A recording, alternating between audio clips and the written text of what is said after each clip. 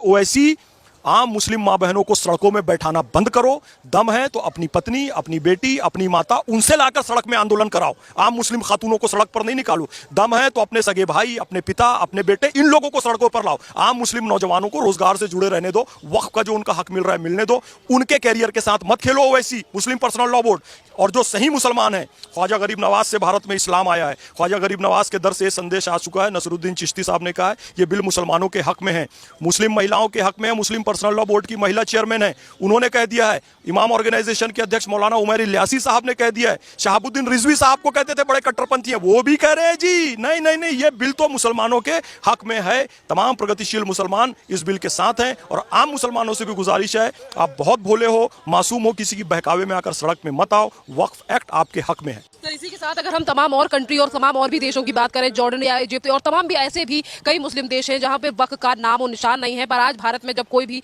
कानून भारत सरकार के द्वारा लाया जाता है तो कहीं ना कहीं विपक्षी पार्टियां ये सवाल उठाती हैं कि मुसलमान सुरक्षित नहीं है, मुसलमान के हकों को छीना जा रहा है, या फिर उनके खिलाफ जानबूझकर इस तरीके के अधिनियम और बिल लेकर आ रही है सरकार। देखिए, लोग बार बार वक्फ बाय यूजर की बात करते हैं। अगर किसी मुस्लिम देश में आप चाहे बहरीन चले जाओ, सऊदी चले जाओ, यूएई चले जाओ, अगर आप ऐसे खुले सड़क में नमाज पढ़ने लगोगे तो उस पर जुर्माना है। वक्फ वहां पर जरूर है, लोग वक्फ करते हैं अपनी प्रॉपर्टीज को, उसके मैनेजमेंट के लिए मिनिस्ट्री में लोग भी निर्धारित हैं, लेकिन ऐसा नहीं है कि किसी भी प्रॉपर्टी को आपने कह दिया जी फलानी बिल्डिंग वक्फ की, ये सब वहां नहीं है।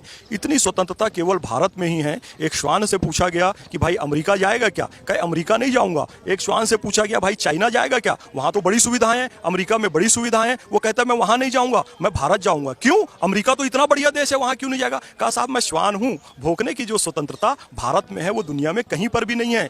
ये काम ये लोग जो कर रहे हैं ना वक्फ के नाम से, वो सऊदी अरब में नहीं कर सकते, बहरीन में नहीं कर सकते, यूएई में नहीं कर सकते, आप ये ईरान, इराक, सीरिया यहां नहीं कर सकते, जो आप लोग भारत में कर रहे हैं। तो आपको शर्म आनी चाहिए। अल्लाह रब्बुल इज्जत का बहुत बड़ा एहसान है कि उसने हमें सरजमीन हिंदुस्तान में पैदा किया। इस मिट्टी को हम सलाम करते हैं। जो लोग विरोध कर रहे हैं उनकी बात करते हैं, ये विरोधी लोग मुसलमानों के पक्षकार नहीं हैं, मुसलमानों के हक में बात करने वाले नहीं हैं। इनमें से ऐसे कई सारे लोग हैं जिन्होंने वक्फ की ज़मीनों पर कब्जा किया हुआ है और वर्तमान कानून के तहत अब वक्फ की ज़मीनों पर जो कब्जा है इन्हें छोड़ना पड़ेगा। ये कोई इस्लाम में दखल नहीं है, इस्लामी कानून में दखल नहीं है, मुसलमानों के हक में है। अमित शाह जी ने बिल्कुल क्लियर कहा है कि वक्फ में कोई गैर मुस्लिम नहीं होगा, वाकिफ में कोई गैर मुस्लिम नहीं होगा, मुतवल्ली में कोई गैर मुस्लिम नहीं होगा, कलमा, नमाज, रोजा, हज और ज़कात में कोई गैर मुस्लिम नहीं होगा।